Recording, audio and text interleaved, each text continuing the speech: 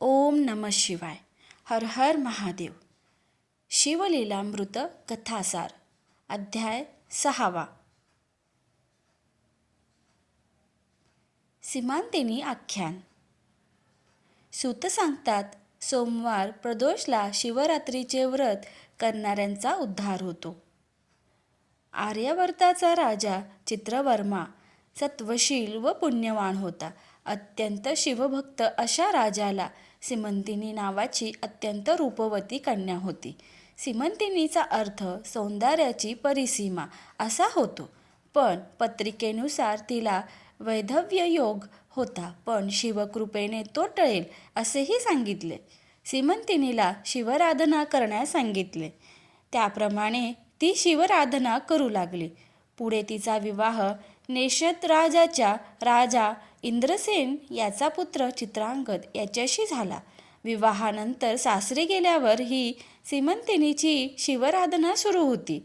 लग्नानंतर एक दिवस राजपुत्र चित्रांगद शिकारीस गेला असता यमुनाकाठी त्याला एक सुंदर नौका दिसली. मृगया थांबवून तो नौकाविहारास निघाला. थोड्याच वेळात नौका उलटली व राजपुत्र यमुनेत बुडाला. खूप शोध करूनही तो सापडला नाही. हे ऐकून सीमंतिनी शोकाकुल झाली व ती शोकाकुल अवस्थेतच शिवाराधना करू लागली. इकडे यमुनेत बुडालेला राजपुत्र नागलोकी पोहोचला. नागराजा तक्षक याने राजपुत्र चित्रांगदला त्याची हकीकत विचारली. त्याची हकीकत ऐकून तक्षक राजाला वाईट वाटले. त्याने आपल्या सेवकांसोबत चित्रांगदाला यमुनेकाठी परत सुखरूप आणून सोडले. योगायोगाने सीमंतिनी त्याच वेळी स्नान करण्यासाठी नदीकाठी आली होती. तिने राजपुत्राला ओळखले.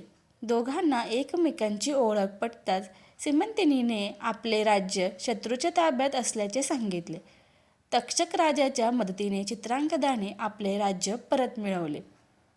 सीमंतिनीच्या मातापित्याने अत्यंत आनंदाने सीमंतिनीला परत चित्रांगदाच्या स्वाधीन केले. उभयंतांनी कधीही शिवव्रत सोडले नाही.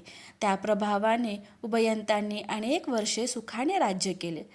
असे हे सीमंतिनी आख्यान. ज्या स्त्रिया श्रवण व पठण करतील त्यांचे सौभाग्य वाढेल. दूर गेलेला पती जवळ येईल. विधवा स्त्रियांनी ही शिवभक्ती अवश्य करावे. परमनिष्ठेने आजन्म सोमवार व्रत करावे. श्री सांब सदाशिवार्पणमस्तु. ओम नमः शिवाय.